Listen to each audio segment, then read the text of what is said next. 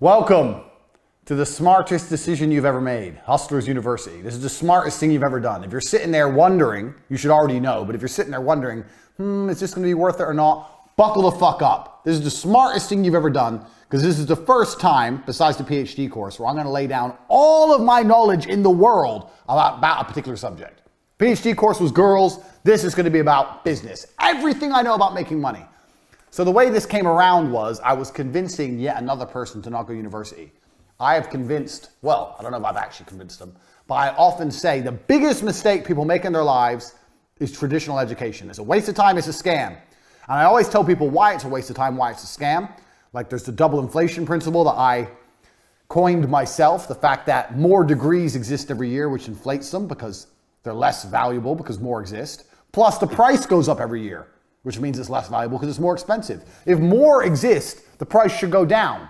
Scarcity and value are linked, but there's some kind of double inflation that goes on with education, which is propagated by the mainstream think tanks because they want to put you in there and they want to brainwash you. They want to put you in there and they want to turn you into a pussy, not actually teach you anything that's useful, just turn you into a little worker drone.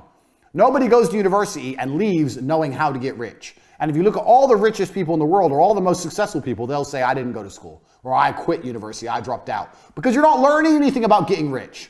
You're sitting there just being brainwashed. It's bullshit.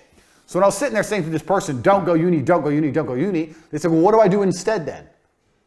I said, learn from me. And they said, oh, okay, well, what do I learn? I said, well, you can join the war room, you can learn there, da-da-da. So, okay, yeah, I'll join, but is there anything else? I thought, you know what? I'm gonna start my own university. I'm gonna give people a genuine option, a genuine alternative to mainstream education. I don't know about you, but me personally, all I ever want to do is get rich. I didn't give a fuck if I got rich breaking rocks or got rich being a professional fighter. I didn't care. I want money. I was not passionate about some business. I was passionate about money and money only. So if you've joined this course to learn how to run a business and get rich, congratulations, you're about to learn a whole bunch of shit. Because I've run a bunch of companies, you're gonna find out during the length of this presentation.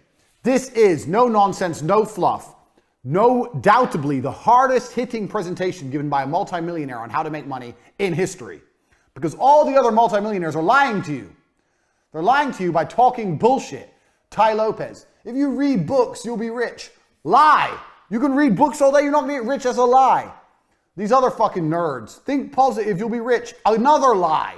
What do you mean? If I read books and I think happy, money appears in my bank? No, it does not. This is garbage. We're cutting the garbage. We're getting down to it with 100 points, 100 business lessons I've learned across my business career. So, well, as I said, if you've just made the decision to join the university, congratulations. Your worldview is about to change forever.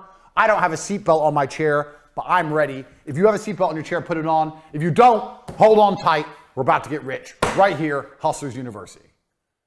Lesson 1. I've even got a whiteboard for you motherfuckers. That's how hard I've worked on this university project. Whiteboard, markers. Lesson 1, speed. Now, I tell this to everybody all the time, and nobody understands what I'm trying to say. I'm gonna try and articulate it. Speed is extremely important in business. Everything that needs to be done must be done fast. That doesn't mean it has to be done cheap or shit. It means it has to be done quickly. People seem to conflate the two, that if you do something quickly, it must be terrible. That's not the case. When you're a professional fighter, you learn to punch. Your instructor says faster, faster, faster. You learn to punch faster. You don't degrade your punch. You don't start punching like an idiot. You keep the same quality of punch, but you do it quicker. Now, nobody in the world, the modern world especially, and I'm going to say this, a caveat that I've learned across my career as well, especially if you're dealing with creative people in any kind of regard. They don't understand speed. Numbers people kind of understand speed. Creative people don't understand speed. And this is they have a strength and a weakness there. With creative people have something I don't have. They're very creative and they can see things I can't see, but it takes time. I'm the complete opposite. I want everything done straight away now. But speed is super important for a business, and I'm going to tell you why. So whatever you're thinking of doing, whatever the business you're thinking of running, you need to do things quickly. If an airplane, everyone knows how planes work, is flying through the sky, arrow, beautiful demonstration for you there, a beautiful fucking diagram.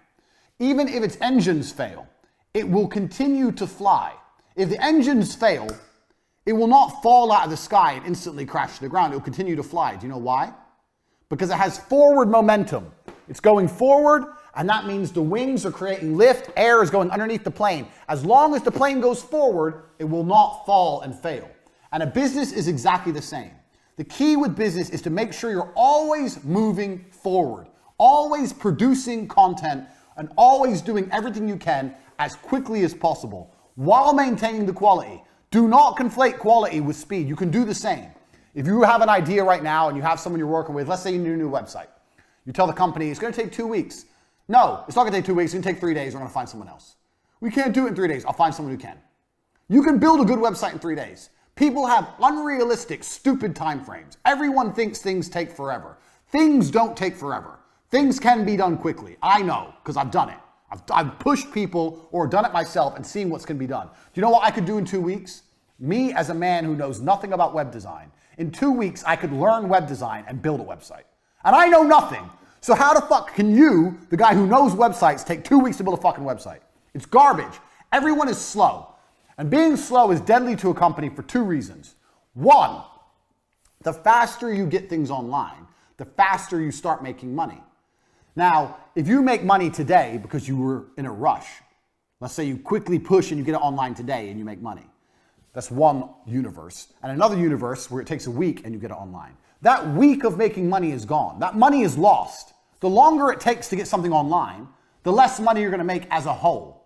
If I start a company today to the end of my life and start a company next month to the end of my life, the one I start today has been running longer. It's going to generate more money. The quicker things are done, the quicker money is made. It's as simple as that. That's starting a company. Even if a company is already online, speed is super important once again.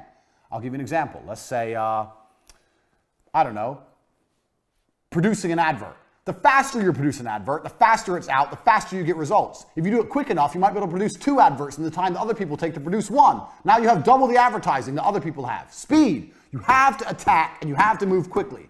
When I talk to people, people say to me all the time, I have a business idea. I'll say, okay, cool. A week later, I'll say, how's your business? They'll go, what business? You have an idea and it's been a week. Where's your fucking company? Where's your business? It's been a week, you ain't done shit. People are lazy, people are slow, people are complacent, including you. Everything must happen instantly, quickly, fast, speed, attack. Hitler conquered Europe with blitzkrieg. You need to go quickly. I cannot emphasize this enough. Lesson 1, speed is important. Nothing can be slow. I'll tell you another quick story about this lesson. I used to run a company, so you're going to find out about a whole bunch of companies I ran and I've run in my time during this presentation. So my work history is long and varied, but I'll give it to you a very short version. There was a job selling television advertising that required a degree in marketing to sell TV advertising packages. It was cold calling. This is a long time ago. I was 13 years ago, before email was a thing. You'd get on the phone, you'd call people up, marketing manager, hi, my name's 𝗟𝗘𝗔𝗞𝗘𝗗 Tate. I'm calling from TriStar Television. I'm interested in da-da-da-da. Are you interested in putting your brand on TV? Blah, blah, blah. Old school sales, which anyone, if you've not done a sales job and if you are going to look for a job, do a sales job. Because once you learn to sell, you're going to be all right. And you're always going to be looked after by the company because you bring the money in. They're going to give you a nice car, a nice office, whatever. So anyway, I went to apply for this job. They said I needed a degree. I said, I don't need a degree. They're like, why didn't you go to university? I said, because I ain't got 4 years to waste in school. I'd rather get 4 years of experience out here working jobs. I'd rather have real experience and money in my pocket and learn the hard way than go to some school and sit around and drink alcohol and do drugs like all these other university graduates are. I'll work for free for 1 week. And if you don't think I'm good, don't give me the job. That's what I said. I worked for free for a week and they gave me the job because I'm a G. So there you go. That proves how pointless uni is. I got the job above all the graduates because I was prepared to do 1 week's free work. Well, it's better to do 1 week's free work than 4 years free work while paying money to go. The fuck is that? Waste of time. So I got this job at TriStar. I'm there. I break the company sales record in the first month. How? Because I was just on the phone. Hard work. Just calling. I would call everyone. Everyone in the office would laugh at me because we were a real small business. We were really small in terms of television advertising standards. And I would call the companies like McDonald's, like the huge companies that we never stood a chance of getting a deal with in a million years. I'd call everyone, tenacious. I'd get the newspaper and go through it. Anyone who put an advert in, that means they had an advertising budget, means they had a marketing manager, call them.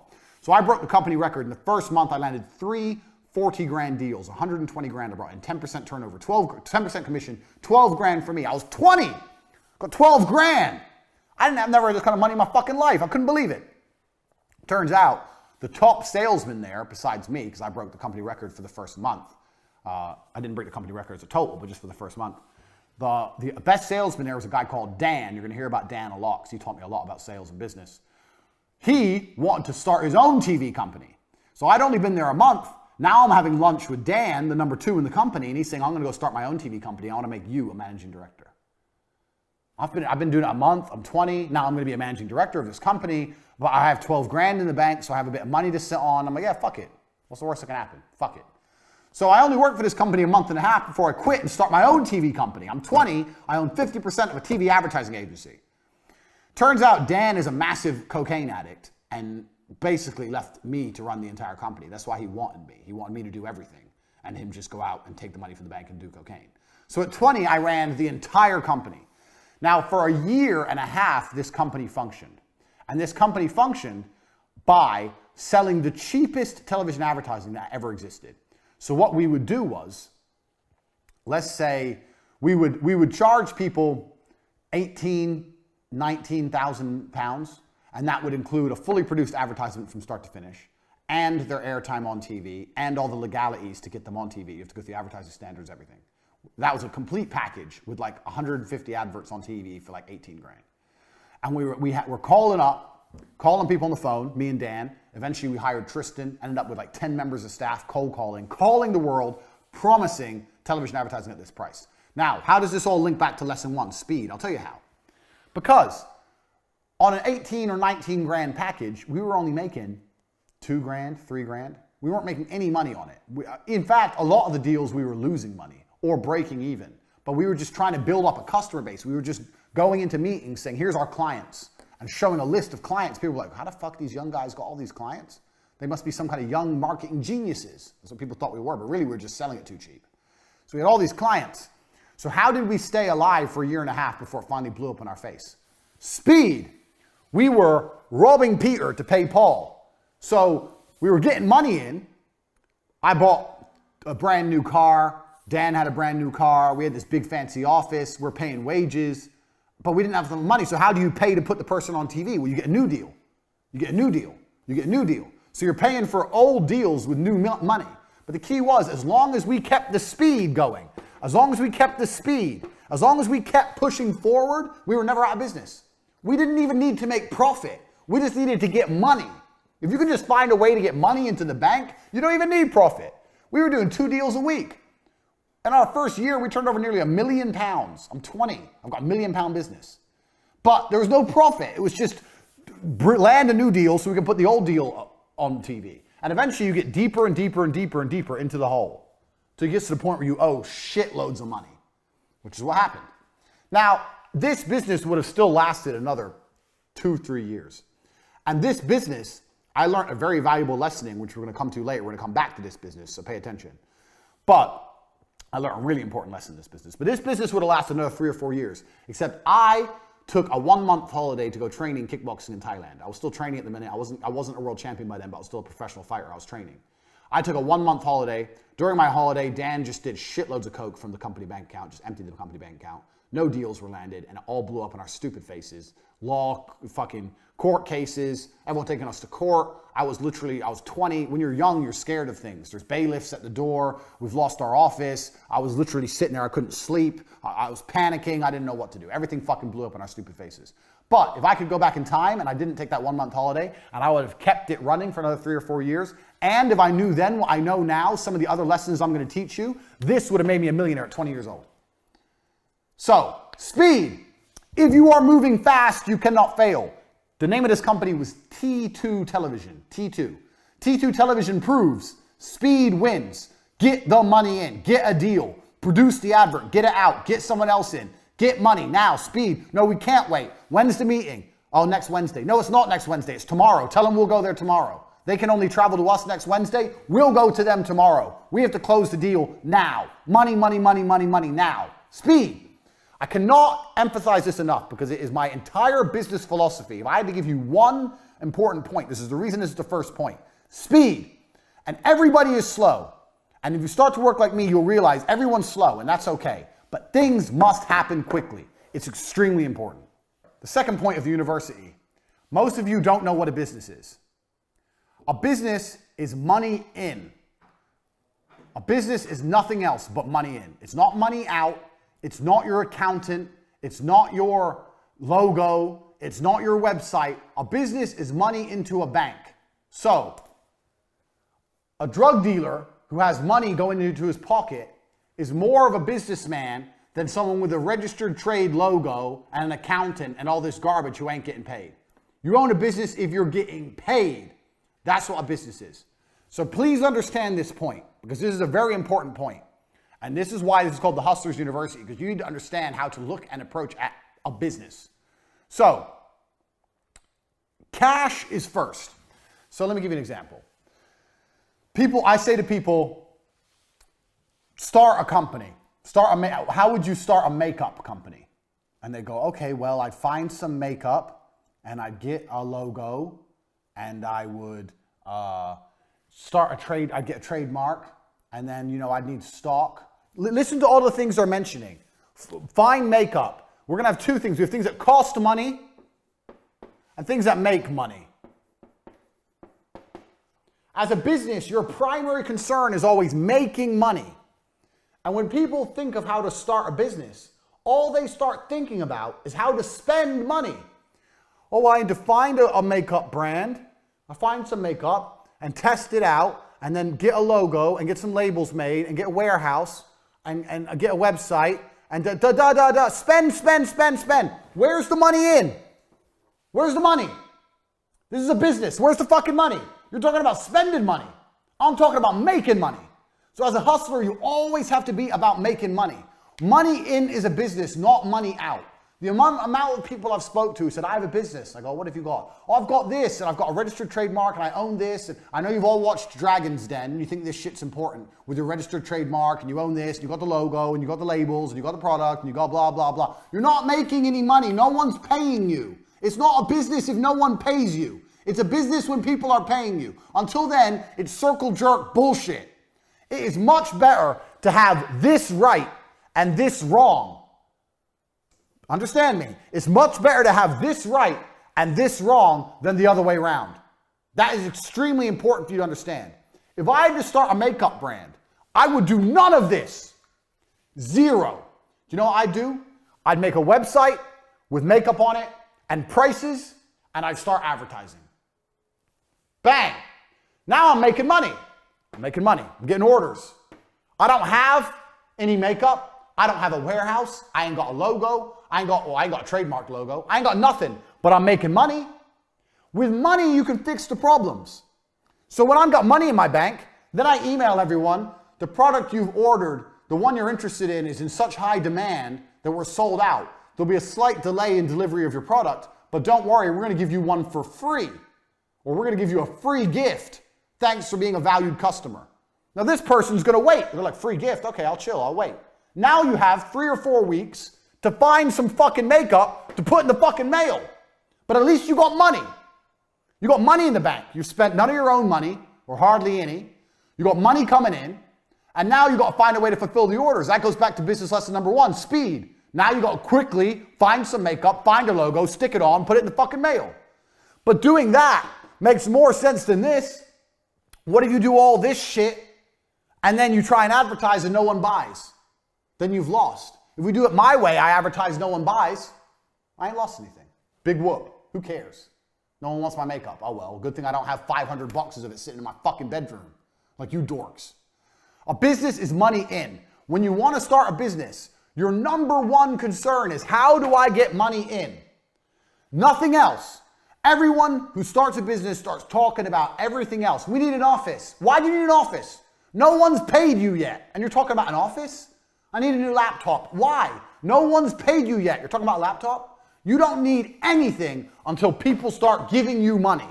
Money in is a business. Money out is vanity. It's very easy for me to think of a business, buy an office, buy laptops, hire staff, get an accountant, sort out the tax records, register the company online, get business cards, get a logo and get that trademarked. And I'm doing all this shit. I'm spending all this money, wasting all this time, and no one's paid me anything.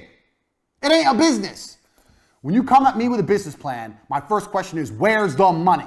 When you want to start a business, the first question is, where's the money? How are you going to get paid? Is it PayPal? Is it Stripe? Is it Bitcoin? How are you going to get paid? How can people pay you? And how are you going to convince them to do that? How are you going to convince them to pay you? When you've worked that out, you can work the rest out. A business is money in, nothing else. That's lesson number 2. And that is extremely important because it's going to save you a bunch of fuck ups in the future. This leads on to idea number 3. The third lesson you're going to learn in business is super important. I've kind of covered it when I discussed 2, but this is very important. Start ideas for free. People come to me all the time, Andrew, I have an idea for a business. Maybe you need a small investment. It's normal. Let's say you're developing an app, you need to invest in the app, something. That happens. But a lot of people ask for insane amounts of money. 50 grand, 100 grand, 200 grand. Oh, to start my business. You can start businesses very, very cheaply if you do it the right way. Let's look at our beautiful demonstration, our beautiful diagram here of our makeup company. If you start a makeup company this way, you need minimum 200 grand. You need an office, you need logos, you need trademarks, you need stock, you need staff, you need company incorporation, you need tax, you need accountants, you need advertising budgets. You need 200 grand, 200K to start this business. If you start business this way, make a website, put some pictures on there, pretend you've got a whole bunch of stuff you ain't got and start getting money in, you can start this business for 5 grand. Let's say for the website, 5 grand. That's 195 grand difference. Now, the problem with this business is you're going to start getting money in and you're not going to have any way to fulfill the orders. But back to business lesson number 1, because you're a fast worker, because you're industrious, because you work with speed, you'll find a way to fulfill the orders. Hey, listen, worst case, you give them the money back. Worst case, you refund them. But at least with this idea, you can test the viability of your plan, 1. And 2, you're not in the hole. So let's assume both companies are bound to fail. Here you've lost 5 grand. Here you've lost 200 grand. Why risk all that money when you can do it cheap? Also, with 5 grand startups, you can now, for the same price as starting one company, you can now start 40 companies. One of them's going to work because they're 5 grand each to start. One of them's going to work. So you have to learn that the idea of starting a business is not expensive. Get that out of your head. I'm a millionaire, a multimillionaire, and I will not spend more than 5 grand launching a company. 5 grand max. I'll spend 5 grand, and if I see money coming in, maybe I'll invest some more. Or when the money starts coming into the makeup company, you might reinvest all the money. That's fine, because that ain't your money. That's money you're making. You can build a company off the money you're bringing in from the company and never spend your own money. That's how you launch a company. Now, every time I say this, people go to me, oh, well, what about this? What about that? If you're going to launch a fucking airplane company and try and compete with Boeing, you need money, obviously. But I'm talking about for you guys out there, this is the Hustlers University. If you're looking at making money, starting a new company, or you already have a small company, some of the biggest mistakes you can make is investing lots of money. When you're broke, it's hard to make mistakes because you don't have any money to lose. When you're rich, it's easy to make mistakes because you have a lot of money to lose. Start companies as cheaply as possible, basically for free, by prioritizing money in and not prioritizing fulfillment. That way, you get to start companies cheap. You can start a lot of them, you have money coming in the door, and you can reinvest money you're making in your company and build your company from the ground up. Every company I ever made, including T2 Television, was done this way. When I got my first deal for T2 Television, I had a BlackBerry and a business card. And I went to their office and I signed the deal. I had a business bank account that was free, no tax incorporation, nothing. They paid me and I used that money to buy an office. Done. I started a television advertising agency like this. I didn't get an office first. Office, staff, computers, desks. I didn't have any money. I had the 12 grand from the commission, but I was saving that for myself in case it all went wrong. I could have blown my whole 12 grand and set up the office. But no, I bought a laptop. I had a laptop, I bought a BlackBerry, had a business card, landed my first deal, and set up my whole business off of money already coming in. And if you can do that with an advertising agency, you can do that with nearly anything. This is television advertising. This is like premier shit back in 13, 14 years ago, before the internet was big almost. Everyone wanted to be on TV. That's how you start companies. I started an advertising company with a fucking BlackBerry. This is how. This allows you to start more businesses and allows you to see what's viable and what's going to make money and what isn't without risk. It's extremely important you approach businesses this way and not businesses this way. It is extremely important. Get this in your head. These first 3 lessons about speed, about money in being priority over everything else, and about starting businesses with this focus as opposed to the cost focus, money in as opposed to fulfillment, that's good. I've already taught you more than you're going to learn about business anywhere else. That's key, because if you do things this way, it's very hard to have a monumental fuck up. It's very hard to lose money. And also, now you can start nearly any company. You can start nearly any business. Give me a business. Name something completely random. A record label? A record label. You want to start a record label. So, record label, what do you have? You have, this is completely on the fly, record label. So, let me wipe my board. This is completely on the fly, unprompted. We're testing my business genius for the Hustlers University. Let me clear my beautiful diagram here. Right, so how does a record label make money? Make. We have make and we have costs. So a record label makes money by selling records, correct? I've never run a record label, so I might be wrong. So you have to sell records. Now, a record label is a digital product, so it's actually harder than makeup, because how can you sell records you don't have? So what I'd be looking to do first thing is test my distribution channels. So costs, you need to find records you can instantly supply, unlike a makeup company. So you need to find artists which are, I wouldn't say struggling, but there's certainly, you need to go out there and find some artists which don't want money up front. So you need to work out some kind of commission deal with artists and say, look, we're gonna give you X amount on the basis of the sales. So you have to find, we're gonna put broke boys. Because it doesn't, you know what, at this point, especially with a record label, although you need good quality artists to have a good reputation as a record label, if you have shit ones at the beginning, it doesn't really matter. If you have some shit ones and you sign Rihanna later on, is everyone going to be like, oh, they have Rihanna now, but 3 years ago they had that crap band no one's heard of. They ain't going to care. It's not going to damage your reputation. So at this point, you can just get broke boys. Get broke boys, offer them a commission deal to make to try and sell records. So let's say we're selling a record for £1. Let's say it's a 50-50 split, 50-50. Now you've got distribution channels. How are you going to sell the records? Where are you going to sell them? Apple Music, Spotify, whatever. You have to test the distribution channels, test them out. Test out an independent distribution channel. So let's say you do all the traditional distribution, traditional stuff. And let's say you want to try and sell some stuff independently. So let's say you start a website or you go on, is MySpace still even a thing for music?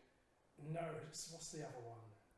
SoundCloud or something like that. Yeah, so there's a few other abstract ways you can try and sell money. You can try and sell records. Let's say through their own website or through SoundCloud, through some of the other ones. You can try some abstract methods. Now here's what I would do. I'm running a record label. I find broke boys. Broke boys agree to go a 50-50 split. I promise to sell loads of records. You have to promise. This is your job. So I promise to sell fucking 100,000 records a month. Some bullshit. I promise. I'd lie. This is what I do all the time. No big deal. 100,000 a month. Easy, easy, easy. I'd get them. I'd put them across all the distribution channels. I'd see how many we sell. If we don't sell any, do you know whose fault it is? The broke boys' fault. I'll come back to them and go, okay, well, yeah, we have 2 of your songs. It's not enough. People don't know who you are. We need to produce some content to raise your profile. I don't know if you guys have any videos of you performing live. We need more music we can put out there. Da, da, da. And I would just continue to extract from the broke boys more videos, more songs, all for free, all based on a commission deal, and just put it out there. Speed, just like we said in number 1. Like I said, I've never run a record label in my life. This has come off the top of my head. Speed. Give me more, give me more, give me more. The more they produce, the more they give you, and the more you put out there, it doesn't matter. If you sell a little bit of each, you're going to start to make money. Look at what we do and what I do, all my different businesses. At this moment, I run copywriting.com. I have the War Room, which is a business in itself. I have the webcam business. I have 2 YouTube channels. I have casinos. All I do, because it's just speed, scattergun. So in this kind of particular, if you're going to do a record label, you need to have as much as possible video and music that you can afford. And when I say afford, a commission-only deal, just constantly put out there, speed, on every single possible distribution channel. That's what you need to do. Then what you do is, when you have these boys everywhere, Broke Boys, the Broke Boy record band, you have them everywhere, and you have tons of their stuff, then you can approach someone who's not shit, or a little bit better. So we have the Less Broke Boys. Less Broke, well, right here. My terrible writing, because I'm writing at an angle. And when you go to the Less Broke Boys, you can say, well, look at the Broke Boys. We've got them on Spotify, SoundCloud. They're on their own website selling. They're here. They're on iTunes. They're there. Look at this. This is some videos of them performing. Yeah, we use these for promotion. They're on this YouTube channel. They're on that YouTube channel. The Less Broke Boys will be like, oh, these guys, they actually got them a lot of promo. What did you really do? All you did was extract it from these guys. Now the Less Broke Boys might want to work with you. Maybe you don't give them, maybe there's a slightly better commission deal. Maybe they get 60, you get 40. Take their shit. Before you know it, you're going to have a catalog of stuff. So people go, who's this record label? You go, well, bang. And you type any of those bands in, and they flood the internet with things. Now you're a real record label. Now new bands, up-and-coming bands want to work with you. Just because of the amount of promo you got, you put them everywhere. One of these up-and-coming bands might be the next big thing. Who knows? All I've done in this business model, I don't know anything about record labels. All I've done is stick to my tenets of business. One, this is free. This is free. This is running a record label from your bedroom. Doing all this is some work on your computer, putting them on iTunes and making a website, whatever. That's all fucking free. Negotiate with the Broke Boys you can do in a Costa Coffee or a Starbucks. So this is a free business I've just given you. One, it's free. Two, we've prioritized money in. The first thing I wrote is, how do we make the money? How do we make the money? We sell records. Okay, so we need this, we need this, we need this. Prioritize making the money. And the third thing I did was speed, quickly. Get out, get out, get out. Tell the Broke Boys to make more. Tell the Broke Boys to start a daily vlog of them recording. A daily vlog of what it's like in the band. Start putting out on a YouTube channel. Speed, speed, speed, more, more, more. Give me content, nonstop. Speed. All I did was stick to my 3 basic business principles. Now, imagine you try this for 6 months and it doesn't work. Have you lost money? No. What did you lose? You didn't have a big fancy office. You didn't lose nothing. What's the worst that can happen? What's the worst that can happen? Nothing. And that is the exact point I'm trying to teach here. If you stick to these 3 tenets in nearly any business, you'll launch it for basically nothing, and nothing can go wrong. Nothing can go wrong. Point 4. Let me clear my board. I'm going to get some hot chick. I'm going to sit here and wipe the board. In fact, let me message a female right now. Sorry, bear with me. Let me get a member of staff. Right. Point 4. Staff. Now, this is going to be a controversial one, but bear with me. If you're watching so far, you should have learned a lot, because we're just getting fucking started. We have 100 business points to go through. We're on number fucking 3. Number 4, family and friends are actually the best staff you can possibly get. Now, people say don't mix friends with business, don't mix family with business. Can you clean my board? Sit here and wipe it, please. Don't mix friends with business. Get that shit off. Don't mix friends with business. Don't mix family with business. That's a lie. So the reason people say this is because people are dickheads and they can't get along with anyone. They can't get along with anybody long enough to make any money. But I guarantee you have family members right this second who could make you money. I guarantee you have a 15-year-old niece, nephew, cousin, brother, whoever, who knows more about computers than you do. I guarantee there's a 15-year-old out there with nothing better to do who knows more about Photoshop than you do right now. His stupid ass needs a job. So you can start a company right now. You can call up all your cousins. One of my cousins works for me. My brother works for me. One of your cousins, nieces, nephews, whatever, some 15, 16-year-old who's in school and bored, and say, we're starting a company. I'm going to make you a director. You're going to have 10% of the business. You're going to do everything I say. And by the time you're 20, you're going to be rich. Not bad. 7 out of 10. You're going to be rich. And he'll come start doing work for you. Now, if he won't listen to you, well, then I don't know. If you can't tell a 15-year-old to do, then you're a dickhead. But me, I always have people I can call on. There must be younger people. You don't need some old person. You need young people. And the reason for this is because young people have nothing to lose. If you hire a 30-year-old man, he has to pay his rent. He hasn't got time to waste. He has rent to pay. He has a car payment to pay, whatever. A 15-year-old, he has nothing. He only doesn't play video games. So if the business fails, who cares? He has nothing to lose. So why don't you utilize him? You must have friends or family members who are young enough in a position that they have time to waste. Don't hire people who can't afford to not pay their rent. Hire people who live for free.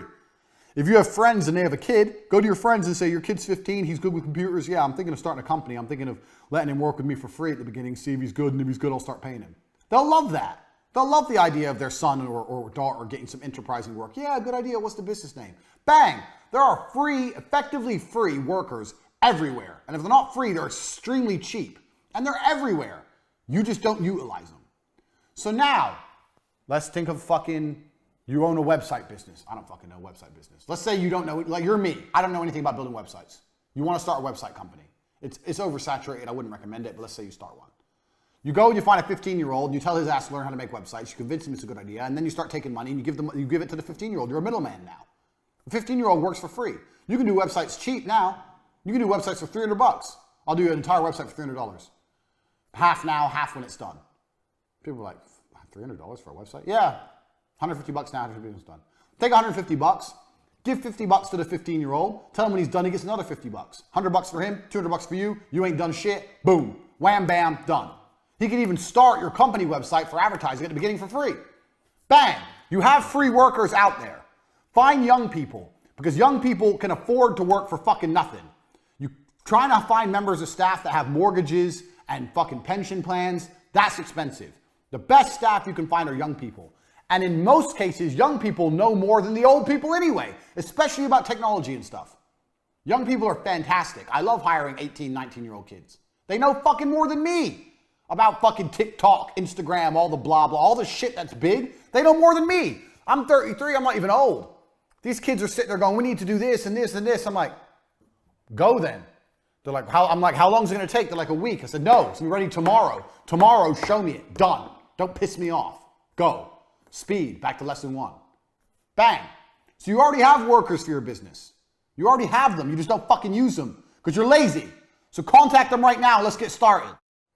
I apologize for the change of face, but Andrew has invited me here to talk about another very important point when it comes to making money, which is work with family when possible. That's why I'm here. Now, it's very easy for people like me and Andrew to tell you to work just with family members because we're two brothers and we're exceptionally close, but we actually learned this from other people. Me and Andrew have always been best friends, but we used to fight and argue when we were growing up, and when we were 16, 17, we worked in completely different, let's call it fields. I mean, we worked different jobs. We weren't actively putting our resources together and trying to make money. We had some friends who were Pakistani guys from the United Kingdom, and they taught us a very important lesson. One of our friends, I won't say his name, but he had a Ferrari and he used to drive it around our hometown. And we were very impressed and we said, well, you know, how do you have this Ferrari? Because he was only a lawyer, a junior lawyer, making maybe £50,000 a year. A good income, but not a Ferrari income. And he told us, he said, you English people, you white people, actually, he said, mixed race, have it all wrong. I have 6 brothers. And what me and my brothers do is this. One of us is a doctor, one's a dentist, one's a lawyer, one's an architect. We're all in different fields. What we do is we live in the same house. Our wives live with us. Our wives cook the meals and look after our children. And we pool all of our money together. That way we own the house instead of renting 6 other houses. I thought, oh, that's pretty clever. And what about the Ferrari? He said, well, a Ferrari finance payment is £2,000 a month, more than me on my own. However, I don't drive the car all the time. So me and all of my brothers, we bought these finance agreements for the Ferrari, our Range Rover, and our Rolls Royce. And we all drive them whenever we want. I thought, wow, that is smart. That's a conversation that got me and Andrew thinking at a very young age. From that point on, whenever we were renting a small apartment, we'd rent it together rather than pay 2 separate rents. Property prices in England were still too expensive for us to buy. But when we worked together, when we were looking at making money, we thought, how can we do this together? And everything from there went into a single pot. Up until this day, we're multi-millionaires. We share bank accounts. I don't know what's in whose account, under what name, which house, which car is owned by who. I mean, I know on paper, but it doesn't matter because everything is collectively owned. Now it doesn't matter so much. Me or Andrew could go our separate ways, buy our own family home and have 3 supercars each, if we wanted to.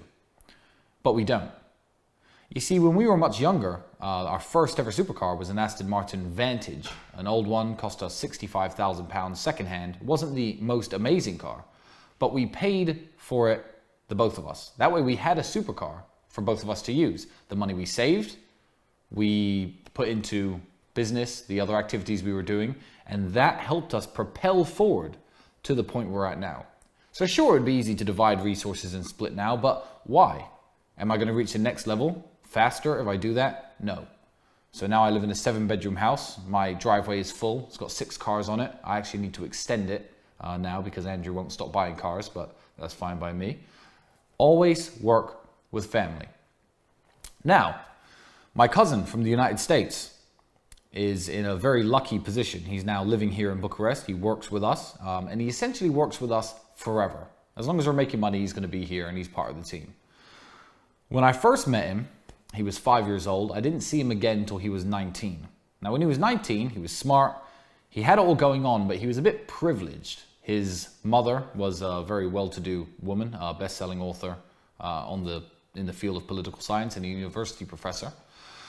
And he was at university, everything was getting paid for him. I thought, okay, you know, he's not from the same world as me. But then things started going wrong for him. He was sleeping on a floor, delivering pizzas, living the kind of life I remember. So after 2 years of what I call the struggle, I thought, okay, it's time to bring Luke back in. And Luke is now a member of our team, as he is a member of our family. Now, I understand not everybody has brothers. Not everybody has cousins. You may be an only child. You may be an orphan. I don't know what you are. But everyone's got those people. Those people that are so valuable to you that you wouldn't stab them in the back for $1 billion and 1,000 women. Those are the people you want to work with. As long as you are sure that they share your sentiments, those are the people you want to team up with. Pool your resources, live in the same house. If you're broke, if you're both working dead-end jobs, rent one room together if need be. If you're good friends, if you meet a woman, tell them to take a walk for an hour and come back. That is one of the keys to mine and Andrew's success.